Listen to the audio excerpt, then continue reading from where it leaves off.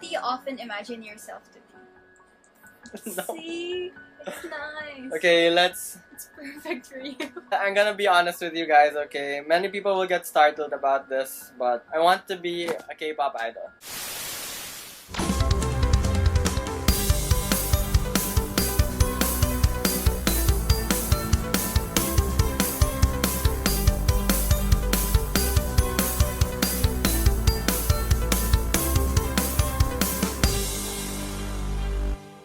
February 2019 is a month that I would never ever forget. That's because I actually auditioned in SM Entertainment.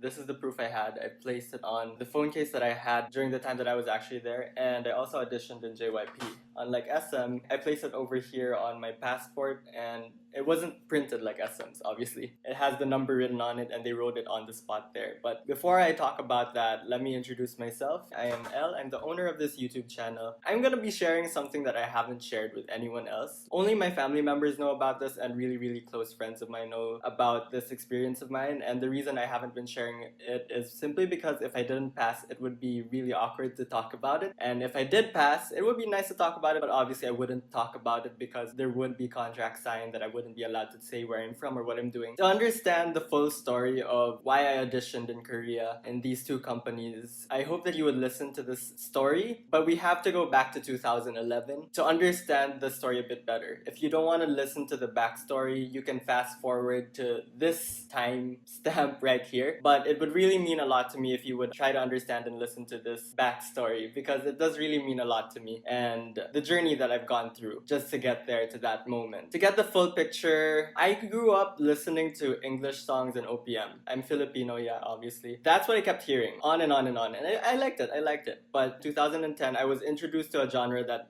I was really surprised by. Like, it was so foreign to me. I didn't understand anything. And I even made fun of it before, to be really fair. Because it was a girl classmate of ours who played it in the room. She played Genie by Girls' Generation. And all the guys in the classroom, including me, were making fun of it at first. But deep down inside, I was like, oh my gosh, this is a bop. I like it. And eventually, a year happened and I got deeper and deeper into the K-pop hole. And I said to myself, I want to do this. A young boy looking at this new genre of music. Well, it isn't really new, but at that time, but it was just so different to me than what I've always listened to. So I really liked it, and I really wanted to audition. So obviously I'd talk about it growing up, and I'd tell my parents, oh, I want to audition in Korea, I want to do this, blah blah blah, but they'd always just brush it off and they wouldn't think much about it. They wouldn't really take it seriously, but deep down in my heart, I knew that I was serious about it. Years passed by. 2013 came along. I was about to graduate high school. 2014 was the graduation. My parents were already telling me, you have to apply to these universities, these colleges in the Philippines, blah blah blah blah blah, because I lived in Abu Dhabi back then. But I didn't want to go to college. I really didn't want to go to school anymore, because I've always heard stories about Korean trainees that started really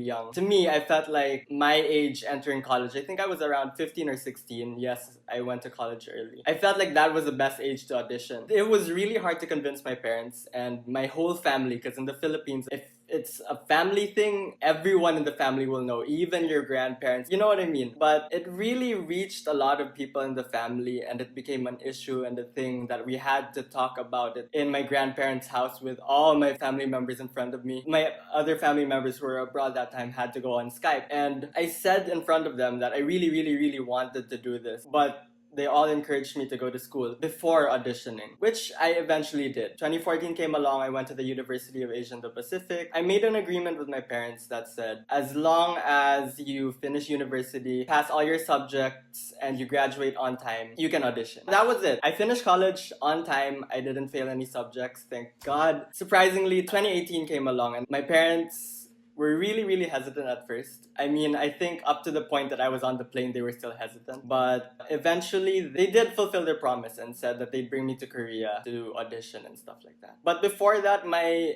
other family members started meddling again, and they'd ask me, like, what are your plans, blah blah blah. And one of my aunts actually suggested that before I do an audition, I should improve my skills by training a little bit more in the Philippines before going there. So I did train. I classically trained in Ryan Cayabyab's music school institute in Robinson's Galleria. I stayed there for about, I think, 1 month or 2 months, and then I had either once or twice a week meetups with my vocal coach. We practice in the classical way. I had to sing a lot of songs from musicals, and the typical Filipino style of singing, like the beat it style, which is really good, not gonna lie. I'm not gonna say that I'm a great singer, but then my vocal coach said, my potential. So I was like, oh, okay, thank you, my potential.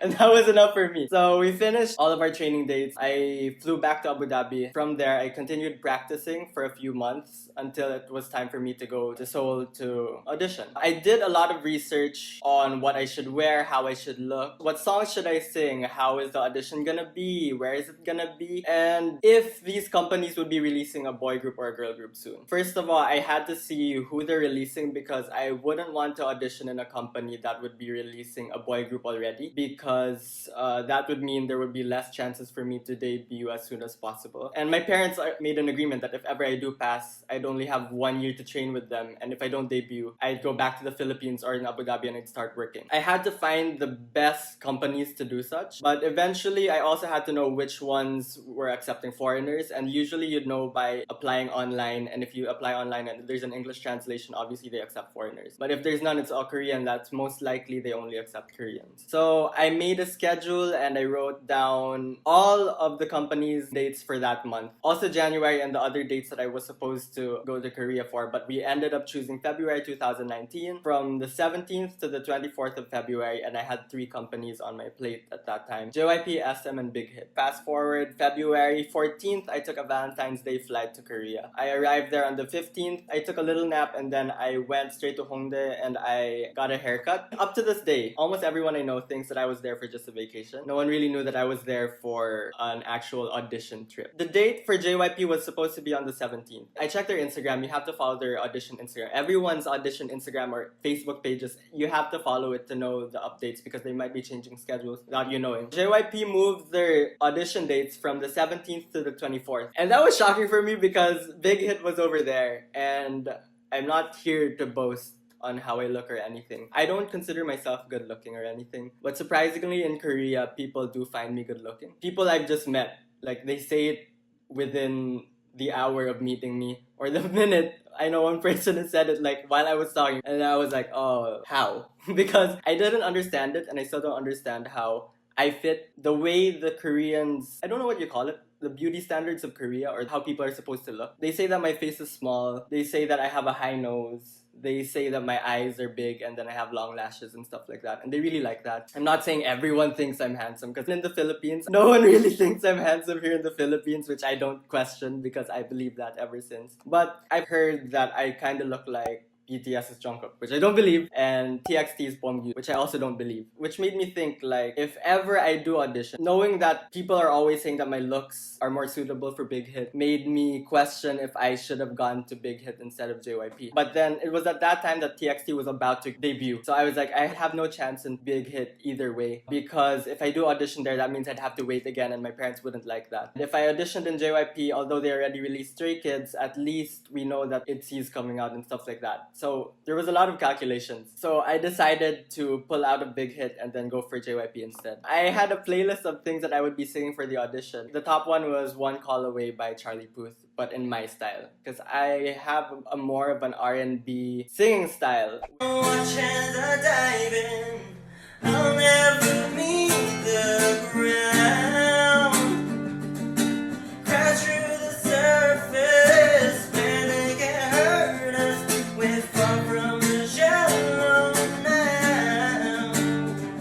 Which is more applicable to YG, which all my friends said when they heard me sing. I didn't fit YG's age thingy, which is why even if they were on the 16th, I wasn't able to audition. I went to SM. The audition took place on the 23rd. And I think I arrived around 8 or 8:30, but I messaged my parents around 9:05-ish. I arrived there 2 hours before the actual audition. There were already 10 people in front of me. Surprisingly, I wasn't really nervous. I was more of like excited to be there. Like, I really, really wanted to sing for them. I don't think I'm that great, but then there was just this feeling of me of almost completing something that you've always wanted ever since you were young. That's what pushed me through this whole entire experience. I got number 11 from SM Entertainment. They gave this, I think, around 10 a.m. We were all outside waiting in the cold, so if you do audition for SM or any other company, even JYP, we had to wait outside for about 2 hours or 1 hour. It was really, really cold, so I suggest you wear something appropriate with the weather whenever you audition. They say ideally you wear something black, but I don't know how true because I saw a lot of people wearing different colors. I wore black just to be safe. Actually, everyone was practicing outside, like little by little. They brought us in at about like 10:15, I guess. They brought us to the elevator in SM Coex Artium. That's where the audition was held. They brought us to the floor right above the SM Town Theater, and there was a lot of chairs laid out for everyone. Since I was one of the first, I think I was on the second or the third row. While I was seated there, they suddenly started passing out the forms. I didn't take a picture of it, but I found one online, so this is it. There is English on it, so you can answer it in English, but beware that when you audition, everyone assisting is Korean. They can speak English, but really little. Don't expect them to adjust for you. It's simple, really. There's not much things that you have to know. I don't speak Korean that well, but I can understand a little bit. If I didn't understand anything, I just asked the girls in front of me and behind me, and they were really, really nice. Oh, by the way, yeah, there were more girls than guys, so if you're a guy, I think there's much more chances for you to get in. Who knows? They cut us by, I think, 7s or 8s, but the first 7 people went in and they started the audition and everyone knew it. Everyone knew it was the start because the audition place in SM is a tiny room right in front of all the seats. And it has no ceiling. So literally when you start singing, you open your mouth and the whole SM Coex Artium can hear you. Well, I mean not the whole one, but the whole 2 floors, the theater floor and the floor we were in, because it is like a balcony and that's where we were. They started singing. I got a little bit nervous because, as I said, I wasn't nervous at first, but then eventually it turned into excitement. Again, apparently the singers go first and the dancers have to sit down on your left. We're all standing at the back. There was a camera woman holding the camera that zooms close to your face, like really, really close. And there's a person who's judging you and she's writing down stuff as you perform. Those are the only 2 people who were there. But surprisingly, it was SM. So I was really shocked because the 2 people judging us looked like celebrities. So I was like, oh yeah, SM is really SM. They have these good looking people. I was excited. I was ready. We were nearing and nearing and nearing, and then it was my turn. I started singing.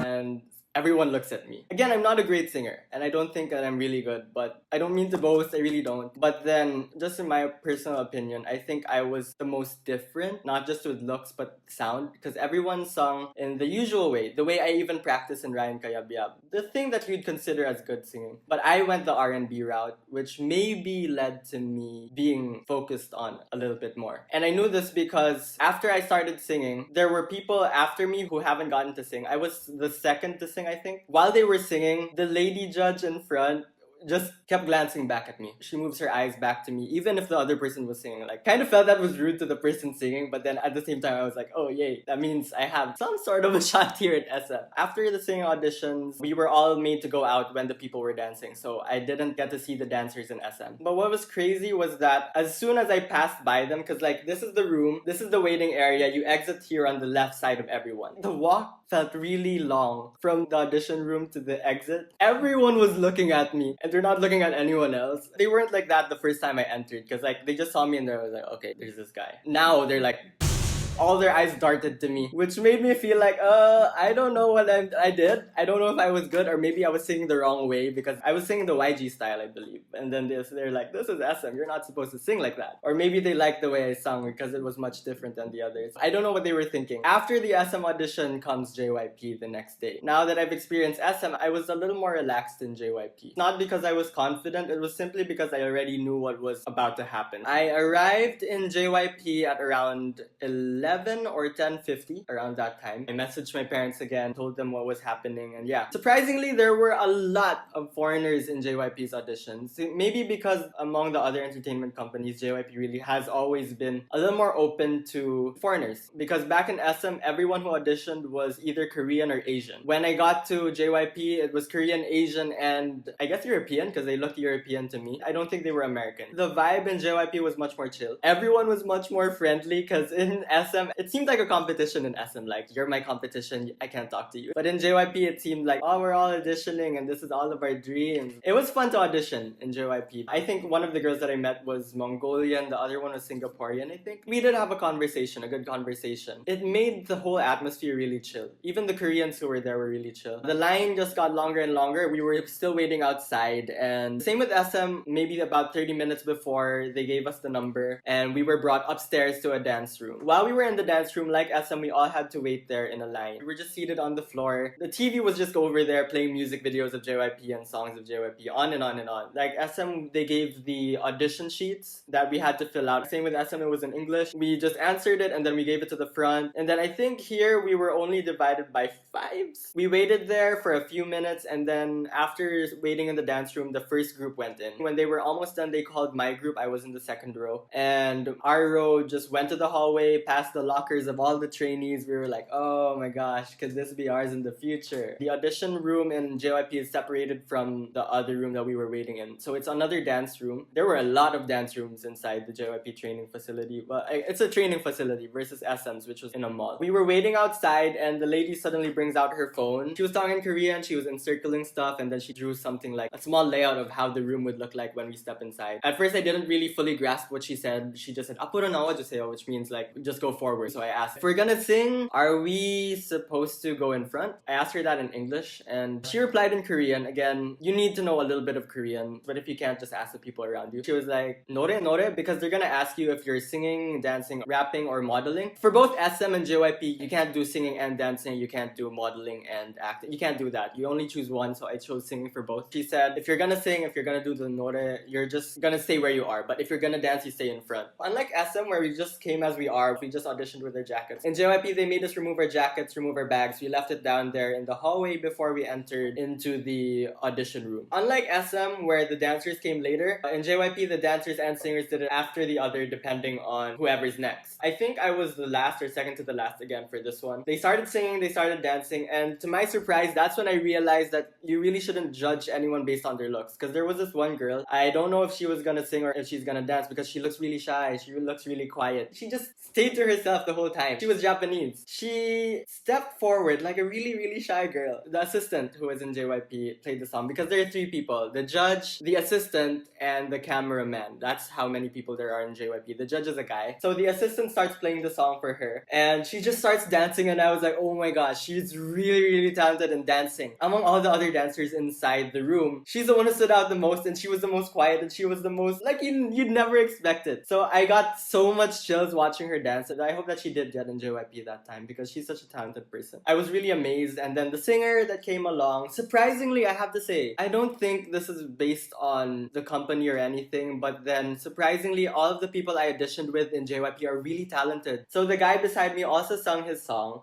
He sung it in Korean. His singing style is, if you know Park Hyo-shin, that's how he sings. So he's more of a balladeer more than a pop singer. And then after he sung, I sang my song. The same thing that I did before, the R&B version of One Call Away. After that, we were all made to go out. But just based on my experience, SM versus JYP when it comes to auditions, the atmosphere before entering the audition room in SM was much tighter, but once you went into the audition room in SM, it was really chill because the judge and the camera woman were smiling. Whenever they talked, they were really, really nice. But then in JYP, it was very fun outside, but inside the audition room, it was really dead serious. There was no smiling coming from the judge, and the judge in JYP was really a dude that looked like he really, really, really worked for JYP, like in the high offices. He's a bit old. I think he's around his 40s or 50s. He just stared at us. And then after staring at us, he goes to the screen, because unlike in SM where they just have a camera, in JYP there's a big TV here where he could look closely to your face and how it would look on a camera. But he doesn't put a smile, not a single smile. After both of the auditions, I felt honestly really accomplished. And even talking right now, I still have the chills whenever I say that I've auditioned for SM and JYP, and I was able to do it on my own. My parents weren't with me, they were abroad. I was really happy because it was a bucket list of mine ever since I was young, like 2011. There's such a different feeling of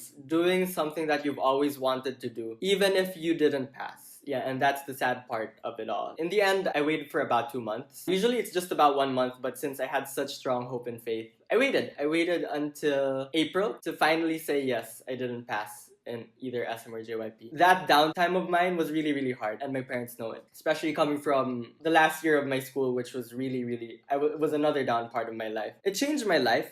I know it seems dramatic, like, oh wow, an audition changed his life. But then it really gave me a lot of perceptions of the world and experiences in K-pop in general, and made me think a lot about what I do want for the future. I grew up seeing K-pop filled with these people who look Korean, and eventually seeing people who started to look a little more diverse and a little more Southeast Asian. Seeing people like Bam Bam or Lisa and the members of Z-pop. I mean, although Koreans don't consider Z-pop as K-pop, it makes me happy seeing people who have accomplished what you've wanted to accomplish. When I was young, seeing a Southeast Asian there who almost has more Southeast Asian features gives you a little more hope and happiness that there could be diversity in K-pop. I was one of those people that actually wanted to be one of those people who made K-pop a little bit different. I've always loved K-pop music, their dances and everything, even up to now. Although we are seeing little signs of diversity, it's still very Korean, but you can't blame them. It is Korean music after all. Even if we do see these successful K-pop Southeast Asians or foreigners well loved by the international fan base, in Korea, the Koreans are still the ones who are still more well loved. I don't see that as a bad thing because in the end, it is Korean music for Koreans. After this experience, I've realized a couple of things. First, just because it's your lifelong dream doesn't necessarily mean that it's for you. It was hard for me to swallow that, but once you come to realize that there might be other opportunities for you in the future which may not be exactly what you want, it's still a good thing for you, and maybe it's even much better. Which leads me to my second point. Because of this experience, I was able to actually take my mind out of my sadness and actually focus on something that I always wanted to do before. I was able to rethink my channel and try to bridge both South Korean and Filipino culture, and I think I'm doing it successfully. Hopefully I am. I think I graduated with around 29,000 subscribers or 26. Now we're almost 100,000 subscribers. And number 3, I want everyone to take this as one of the most important lessons that I've learned and that you should apply to yourself. Take what you've learned and use it to your advantage to improve yourself. Because you might say that, oh, you went to singing school and eventually you didn't even pass anything. I didn't see that as a bad thing because now, out of the sadness I had, I know how to play guitar a little bit, but I didn't know that I could compose. Out of my sadness, I couldn't really put it into words, so I put it into songs.